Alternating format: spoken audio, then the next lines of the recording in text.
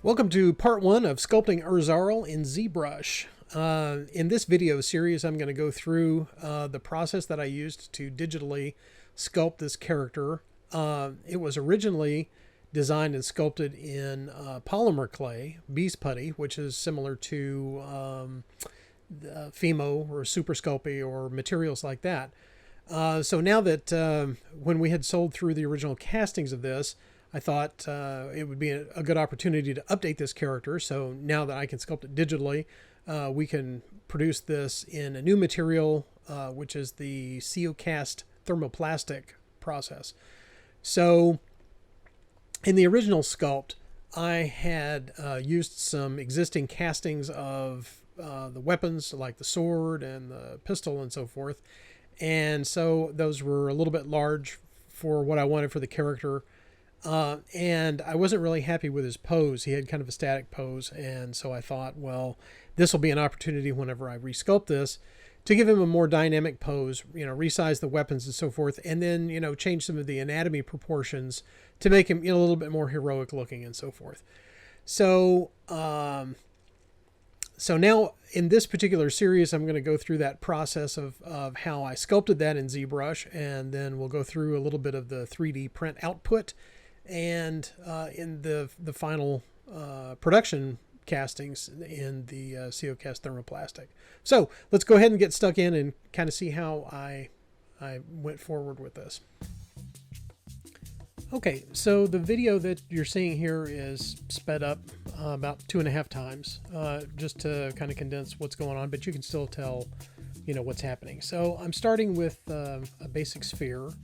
And this is just a sphere that's inside of ZBrush. And I start to kind of form kind of an egg shape in order to create the head. Now, what you want to know is that off screen, I do have several big cat pictures that I've downloaded off of Google. And that way I'm referencing what different cat heads look like, lions, tigers, and panthers and so forth. And that's to get kind of an amalgam of those different head shapes, because I didn't really want it to look like a specific kind of a cat, even though he's more of kind of a lion guy. And here, as I'm sculpting, you can kind of see that there's some it's very low res. So what I'm trying to do is just block in the basic shapes, and primarily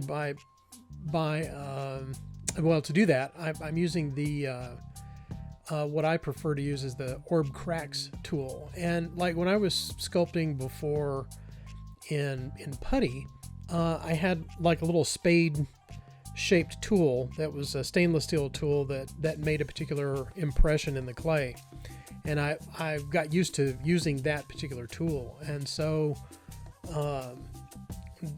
I found one in the orb cracks tool that's very similar to that kind of a mark whenever you sculpt on the mesh. And so that tends to be my primary tool, and I'll hit the option key to switch back and forth between creating a ridge or actually cutting into the shape of the surface of the model. Then the other tool that I use mostly whenever I'm blocking out a form is the move tool. And this is just a stock move tool, the way that it comes in the brush palette. So I don't really make any modifications to that.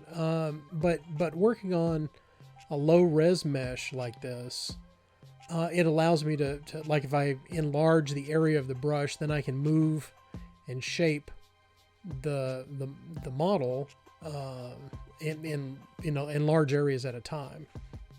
And that's really handy because you want to be able to sculpt from very general forms, from the basic shape to the details and the specifics. And you'll hear this all the time with artists, in doing 2D art or in sculpting or any of that. You want to work from the general shapes, the general forms, and get that down before you move on and start working on the details and so forth. And so you can see that here. So what I'm doing is I'm basically blocking out what I feel is the general form, the general shape of the overall head form before actually going in and putting any details in. So I've gotten so far on this that it's like, well, I'm pretty happy with the shape of the head. So I'm going to start working on creating an ear, because the ears create kind of a landmark in the shape of the cat's head. So that will kind of help me determine proportions for like where the eyes are placed and the length of the snout and all that. So it creates kind of a placeholder, you know, to judge where these other shapes sort of play against. So here, again, I've got symmetry on, so I'm just blocking in some basic forms for what I think the shape of the ear will be, and just kind of smoothing out the interior of that to kind of create a concave shape that's very, you know, ear-like. So I'll block that out, kind of smooth some things out there, and then what I'll do is I'll move that off to one side and then duplicate that where it will, you know, there'll be a mirrored version of it on both sides of the ear, and then I can kind of make other adjustments to the placement on where I want that to sit. So this is actually a separate subtool that I created, so that way if I need to go back and adjust the ears later, then, you know, I can move them around or whatever, and I don't really have to worry about blending them into the surface of the head form, because the head's going to be covered with fur, with like a mane. And here I've created another sphere shape, and I'm also, you know, moving that around and adjusting it to where this will create the mass of what the mane is going to be that'll be around the head. So later on, once I get this all shaped and so forth, then I'll sculpt into it, you know, more detailed, you know, fur texture, or, you know, or longer strands of hair or whatever, in order to create the texture on the mane. But right now, all I'm concerned about is just shaping it out so that I get the volume and the mass correct in proportion to what I think it should be for the size of the head. And then, you know, once I get all those shapes, you know, formed, you know, to where I'm kind of happy with those, then I can merge all of those shapes together, you know, into one subtool. And then if I need to adjust that all by enlarging it or reducing the size or so forth. So here at this point, I've punched up the resolution on the mesh, and then I'm going in and I'm creating more details around the shape of the face. And then there again, this is using the Orb Cracks tool, just as I mentioned before, so I can create, you know, kind of an edge, you know, sort of a sharper edge along the nose, and create ridges around where the eyes are going to go and so forth.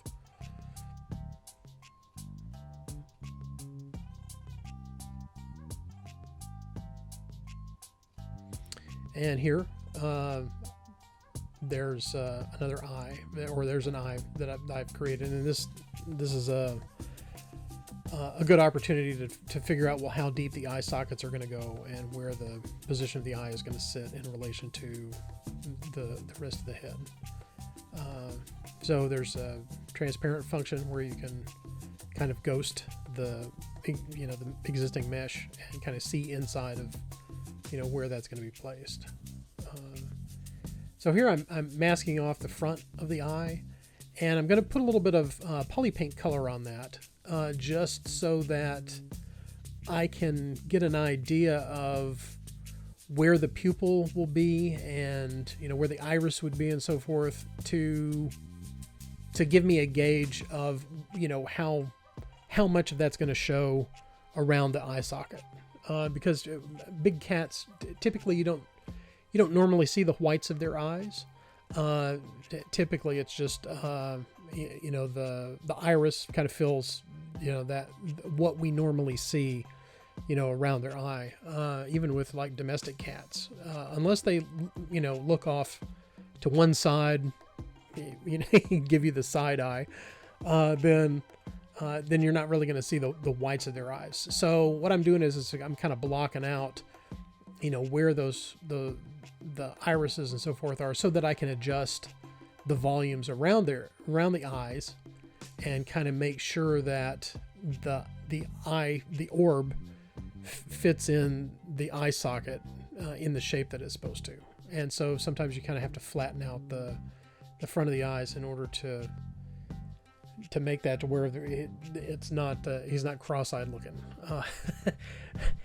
Back in the days, there was a show that used to come on TV that I watched quite a bit that was called Doctari.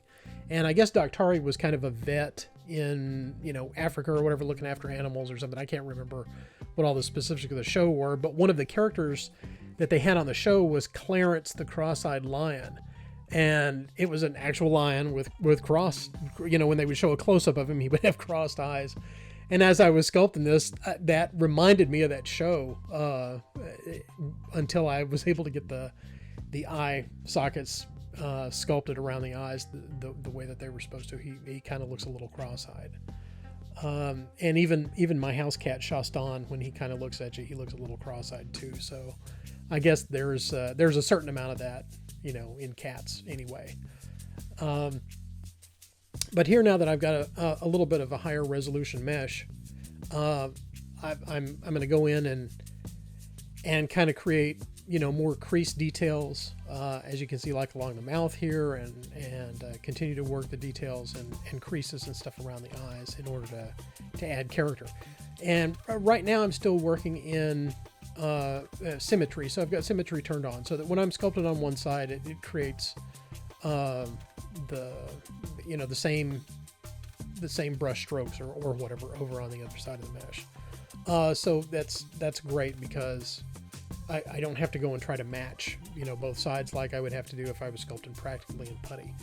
And then what I'll do is when I get ready to pose this model, I'll actually go back into the areas around the facial features and I'll turn symmetry off, and then I'll start to pose the expression, or I'll make slight changes where, one nostril will be a little larger than the other or sit a little higher or whatever, and make little small adjustments to the symmetrical mesh in order to create, more character. Because in real life, faces don't have, absolute mirrored symmetry on them anyway. And that's one of the telltale signs of digital sculpting and computer generated images and so forth, is that it looks too perfect, most of the time, because in nature things aren't, completely symmetrical or completely perfect like that. So I'll go back and adjust that when I get ready to pose the character. Here I'm just putting in some rudimentary details to the mane, and this isn't, in any way like, what the final thing is going to look like, but this is going to give me an idea of how the fur divides, around the ears, and it gives kind of a flow to the form, and gives me, kind of an idea of how much volume is created with the different strands of fur and so forth. So these are all just, preliminary guidelines of where the fur texture will be later on when I get ready to pose the character and finish out the details.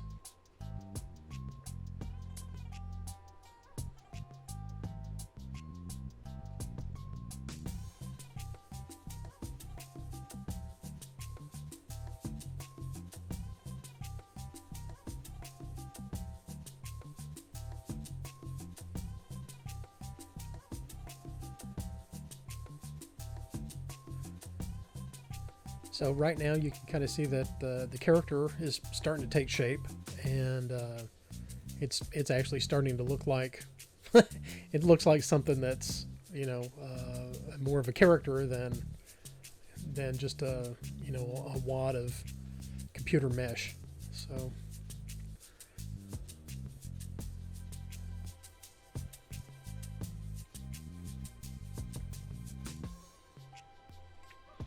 okay, so I'm scaling down the Orb Cracks brush, and I'm going to go in and put a little bit of fur detail on his chin. Some big cats have like a goatee, like a little tufts of fur that kind of stick off the end of their chin, and these details would be kind of fun, like when you're painting miniatures and so forth. You want to add some details and stuff on there. That'll be kind kind of fun to create some detail on the chin. It gives him a little bit of character. Okay, and I kind of guess that it sort of gives him a little bit of an age, where he looks like an older, kind of a more grizzled kind of a character than if he was just sort of a younger cub or something like that. And there again, I'm just blocking in these forms. I'll go back and I'll turn the symmetry off and sculpt in individual strands later, so that it doesn't look mirrored as much, across the mesh. But just blocking in these shapes, it goes a lot faster because I can sculpt details into one side and then they come out on the other side. Then I can go in and pick the move brush or sculpt, individual fur strands or whatever so that they're not mirrored.